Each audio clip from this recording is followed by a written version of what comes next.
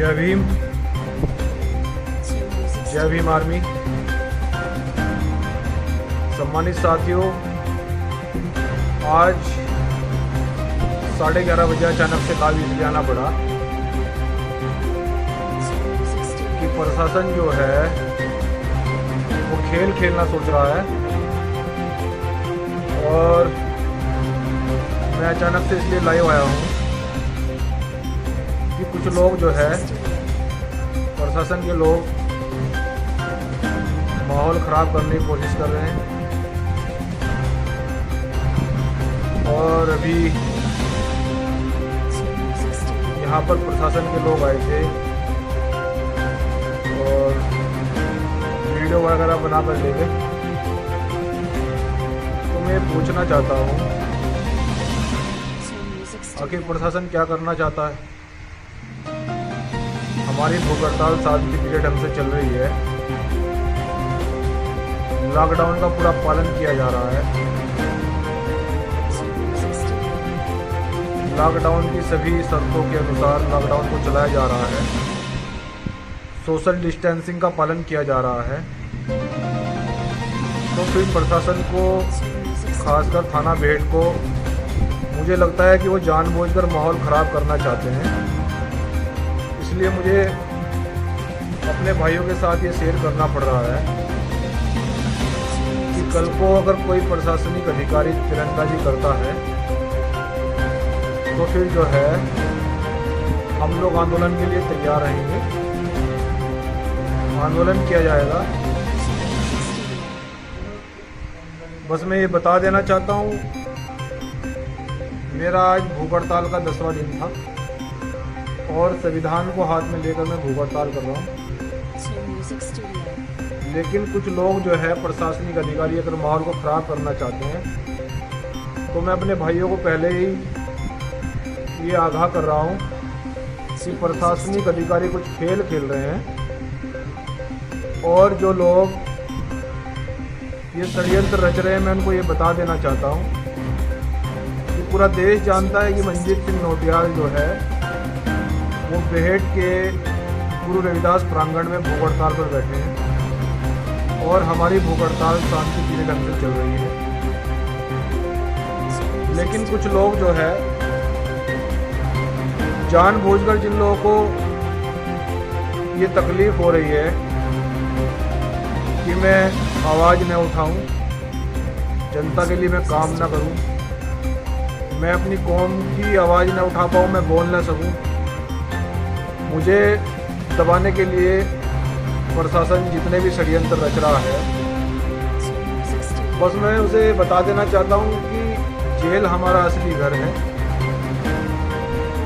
लेकिन लड़ेंगे, संविधान को लड़ा जाएगा और जो अधिकारी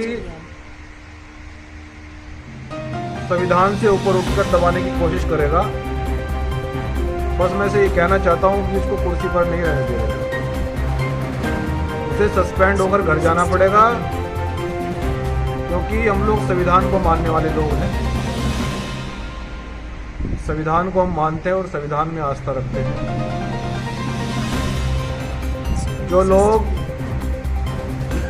ये चाह रहे हैं मैं अपनी कौम की आवाज़ न उठाऊं, 10 दिन से मैं भूख हड़ताल पर बैठा हूं, मेरी कौम के लोगों को न्याय न मिले,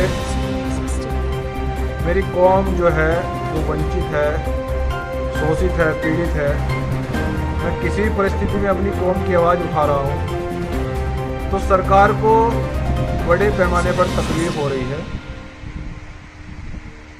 और उस तकलीफ से मुझे कोई परेशानी नहीं है। मैं प्रशासन से बस यही बता देना चाहता हूं कि अगर वो जेल भेजना चाहता है तो मैं तैयार हूं, मैं जेल जाने के लिए तैयार हूं, बैठा हूं, लेकिन मुझसे बोलने की आज़ादी कोई नहीं छीन सकता। मैं लड़ूंगा, हाथ को, संविधान को हाथ में लेकर लड़ूंगा और मैं अपनी कौम की आवाज़ को बुलंद करूंगा। देश की जनता जिस प्रकार से मर रही है, वो भूख ही मर रही है, कोरोना से इलाज नहीं हो पा रहा है उसका, तो मैं बस ये बता देना चाहता हूँ कि लड़ा जाएगा, झुका नहीं जाएगा, लड़ा जाएगा। भले ही जेल जाना पड़े, लेकिन संविधान को हाथ में लेकर लड़ा जाएगा। सम्मानित साथियों, मेरे भाइयों, मेरा आज लाइव आने का कोई उद्देश्य नहीं था, लेकिन जिस प्रकार से प्रशासन खेल खेल रहा है आपके भाई के साथ में, मुझे इसलिए लाइव आना पड़ा कि कल को कोई घटना हो तो मैं अपने भाइयों को बता दूं, अपनी बहनों को, अपने भाइयों को, युवाओं को, कि भाई प्रशासन खेल खेल रहा है और वो आगाह रहे। जब भी किसी व्यक्ति ने इस कौम की आवाज़ को उठाया है तो तरह तरह की चालों को उन लोगों ने चला है, तरह तरह की साजिशों को उन लोगों ने चला है, लेकिन ये साजिश में वो कभी कामयाब नहीं हो पाएंगे, क्योंकि हम लोग संविधान को मानने वाले लोग हैं। संविधान में आस्था रखकर हम लोग अपनी भूख हड़ताल को चला रहे हैं। लेकिन जिस प्रकार से कुछ लोगों को दिक्कत हो रही है, बस मैं उन भाइयों को बस ये बता देना चाहता हूँ कि लड़ा जाएगा, न झुका जाएगा, न रुका जाएगा। और मैं ये भी बता देना चाहता हूँ कि हम हाथ मिलाना भी जानते हैं और हाथ उखाड़ना भी जानते हैं। इसलिए सम्मानित साथियों, पूरा देश सुन रहा है अपने भाई को कि लड़ेंगे, जेल जाना पड़े जेल जाएंगे। जितनी भी मांगे मैंने रखी हैं, आज मैं बहुत चिंतित था जितनी भी मांगों को लेकर। मैं पूरे दिन भर आज मैं इसलिए लाइव नहीं आ पाया कि आज मैंने जितनी भी मांगे रखी हैं, मैं उनके मांगों के बारे में सोच रहा था कि हमारी कौम कितनी वंचित है, वो कितनी पीड़ित है। उससे 5-5 बीघे के पट्टे भी छीन लिए गए हैं, उसे अधिकारों से वंचित रखा जा रहा है, उसके साथ में खेल खेला जा रहा है। कोई बोलता है तो उसको दबा दिया जाता है। बस मैं ये पूछना चाहता हूँ कि ये खेल अब नहीं चलने वाला, ये खेल अब नहीं चलेगा। और मेरी भूख हड़ताल को रोकने के लिए चाहे प्रशासन कितनी भी ताकत लगा दे, मेरी भूख हड़ताल जारी रहेगी। देश के अंदर किसान दिल्ली बॉर्डर पर बैठा है, गाजीपुर बॉर्डर पर बैठा है, करनाल बॉर्डर पर बैठा है, कुरुक्षेत्र बॉर्डर पर बैठा है, पानीपत बॉर्डर पर बैठा है। वो लड़ रहा है 6 महीने से, लेकिन मुझे तो 10 ही दिन हुए हैं। सरकार इतनी क्यों डर रही है, प्रशासन इतना क्यों डर रहा है कि मेरी कौम के लोगों को अधिकार मिल जाएंगे?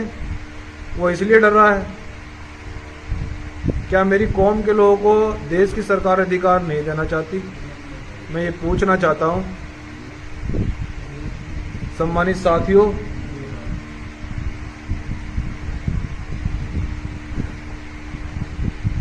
मैं बस इतना बता देना चाहता हूँ कि जिस प्रकार से प्रशासनिक अधिकारी खेल खेलना सोच रहे हैं, ये खेल उनका कभी कामयाब नहीं हो पाएगा।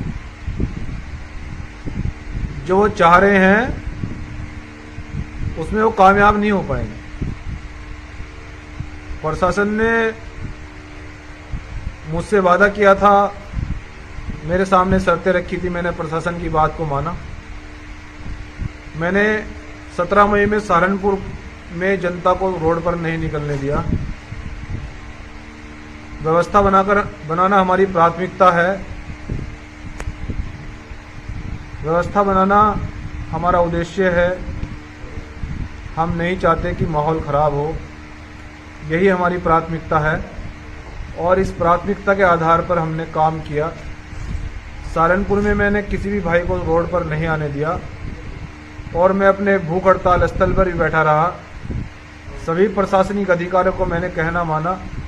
उन्होंने कहा कि भाई आप हमारी बात को मान लीजिए, प्लीज़ आप हमारी एक बार बात को मान लीजिए। आप सहारनपुर मत जाइए, आपके जाने से सब लोग रोड पर आ जाएंगे। मैंने उनकी बात को माना, मैंने व्यवस्था को ख़राब नहीं होने दिया, तो फिर प्रशासन को फिर भी इतनी दिक्कत क्यों हो रही है? और कुछ लोगों को हो रही है, जो छोटे मोटे लोग हैं, केवल उनको हो रही है। मेरी एसपी सिटी से बात हुई, एसपी देहात से बात हुई, तमाम एसडीएम महोदय से बात हुई, सबने आश्वासन दिया कि आप लोगों ने कोई माहौल को ख़राब नहीं होने दिया।